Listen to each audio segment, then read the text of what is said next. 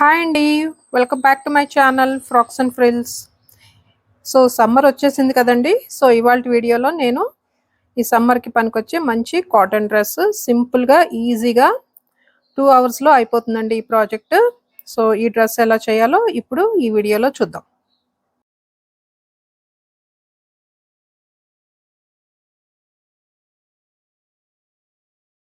So నా work కనుక మీకు నచ్చితే తప్పకుండా నా ఛానల్ సబ్స్క్రైబ్ చేయండి, లైక్ చేయండి, షేర్ చేయండి.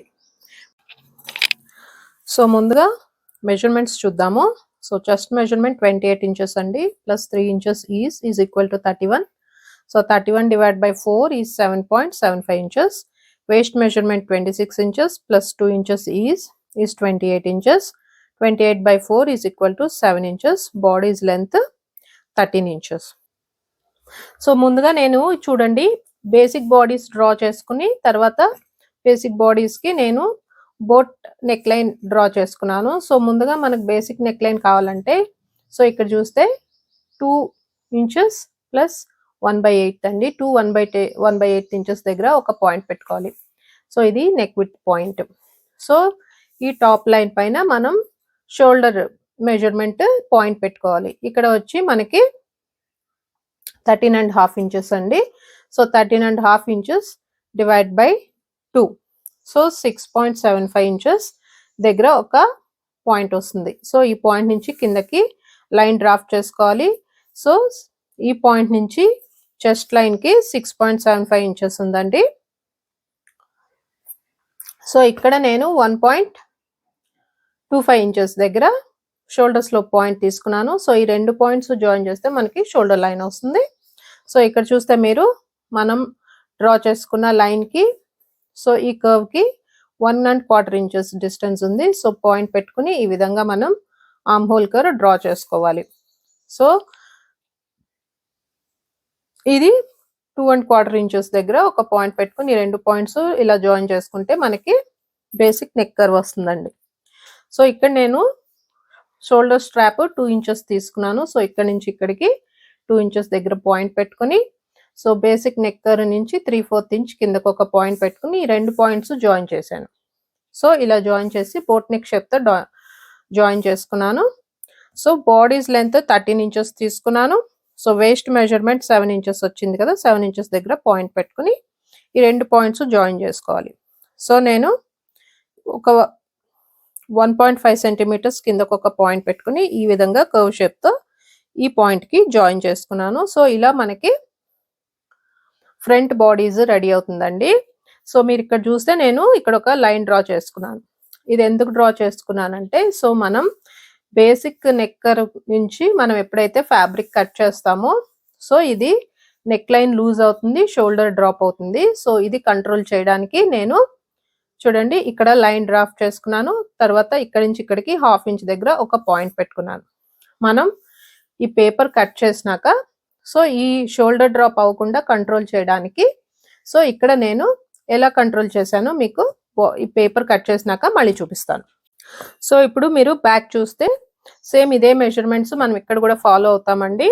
సో 1/8 దగ్గర ఒక పాయింట్ పెట్టుకోవాలి. అలాగే 6.75 inches దగ్గర ఒక పాయింట్ పెట్టుకోవాలి.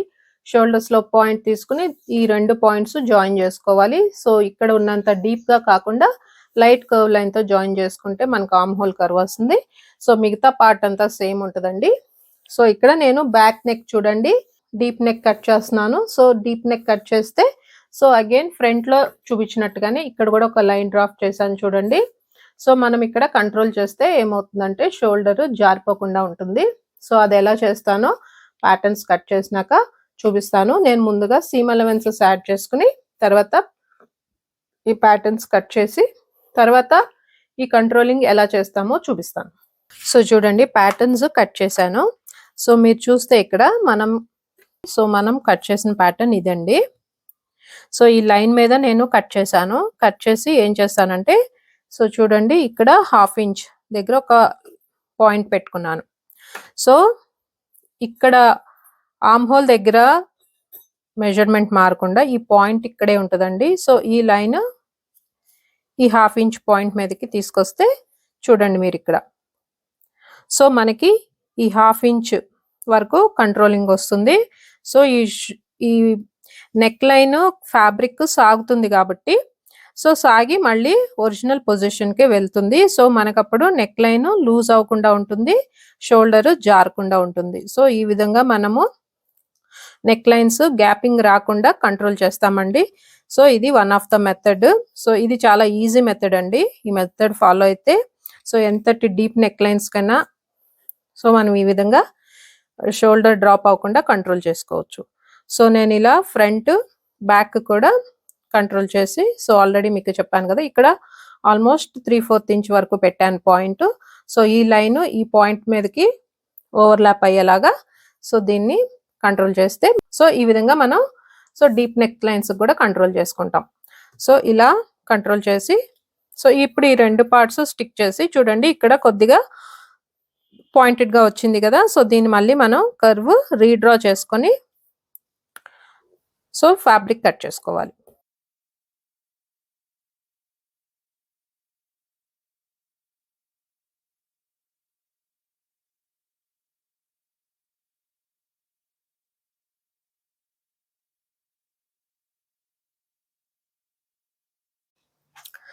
చూడండి, ప్యాటర్న్స్ యూజ్ చేసి నేను మెయిన్ ఫ్యాబ్రిక్ అలాగే కాటన్ లైనింగ్ తో ప్యాటర్న్స్ కట్ చేసి రెడీ చేశాను. చూడండి, ఇది ఫ్రంట్ సో మెయిన్ ఫ్యాబ్రిక్ అలాగే లైనింగ్.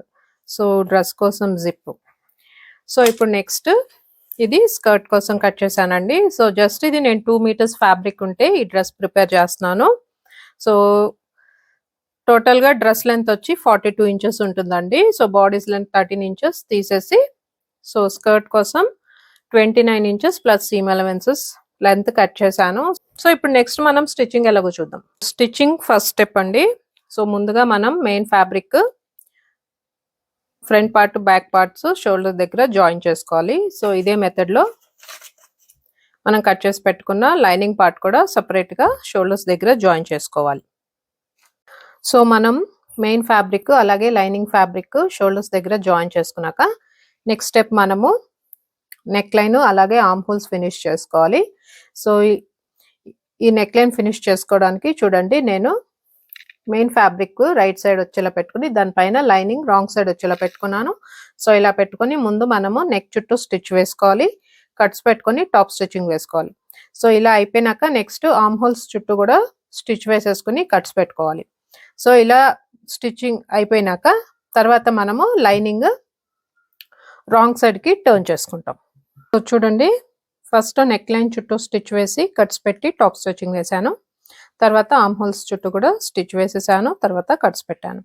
సో ఇప్పుడు మనం ఏం చేస్తామంటే సో ఫ్రంట్ పార్ట్ లైనింగ్ మధ్యలో నుంచి మనం ఈ పార్ట్ బ్యాక్ పార్ట్ ని రివర్స్ చేసుకోవాలి. అంటే ఇలా ఇక్కడ నుంచి మనం బ్యాక్ పార్ట్ ని లోపలికి లాగితే సో బాడీస్ రివర్స్ అవుతుంది. సో ఇలాగే రెండో సైడ్ కూడా.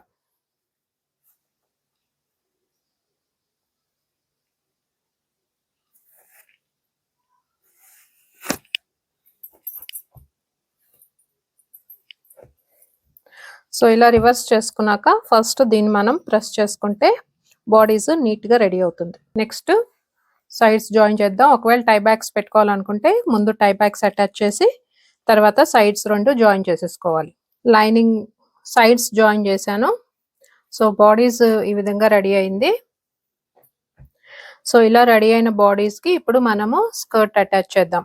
చూడండి, నేను చిన్న చిన్న ప్లీట్స్ పెట్టి ఈ స్కర్ట్ బాడీస్ కి అటాచ్ చేస్తాను.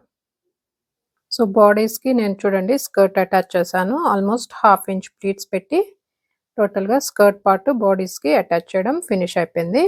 మీరు లోపల చూస్తే చూడండి, సో ఈ విధంగా ఉంటుంది. సో పైన ఓవర్లాక్ కూడా చేశాను. సో రా ఎడ్జెస్ ఓవర్లాక్ చేసి ఫినిష్ చేశాను. సో ఓన్లీ బాడీస్ వరకు లైనింగ్ వేసానండి. ఈ ఫ్యాబ్రిక్ చాలా థిక్ గా చాలా బాగుంది కాటన్. సో లైనింగ్ అయితే అవసరం లేదు. నెక్స్ట్ పార్ట్ మనము జిప్ అటాచ్ చేయాలండి. లాస్ట్ స్టెప్ డ్రెస్ లో. సో జిప్ అటాచ్ చేసి బ్యాక్ సీమ్స్ రెండు కూడా జాయిన్ చేసేసుకుంటే డ్రెస్ ఫినిష్ అయిపోతుంది. సో ఫినిష్ అయిపోయినాక ఫైనల్ గా డ్రెస్ ఎలా వచ్చిందో చూపిస్తాను. సో డ్రెస్ ఫినిష్ అయిపోయింది చూడండి. సో ఫ్రంట్ వ్యూ ఈ విధంగా వస్తుంది.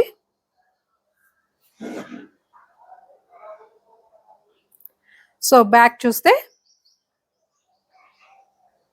సో డీప్ నెక్ పెట్టాను కదా, సో చూడండి ఎక్కడ షోల్డర్ అనేది లూజ్ లేకుండా చాలా నీట్గా వచ్చింది. సో డ్రెస్ అయితే ఫినిష్ అయిపోయిందండి. సో నా వర్క్ కనుక మీకు నచ్చితే తప్పకుండా నా ఛానల్ సబ్స్క్రైబ్ చేయండి, లైక్ చేయండి, షేర్ చేయండి. మళ్ళీ మంచి డ్రెస్ మేకింగ్ వీడియోతో నెక్స్ట్ వీడియోలో మళ్ళీ కలుద్దాం. అంతవరకు సెలవు, బాయ్.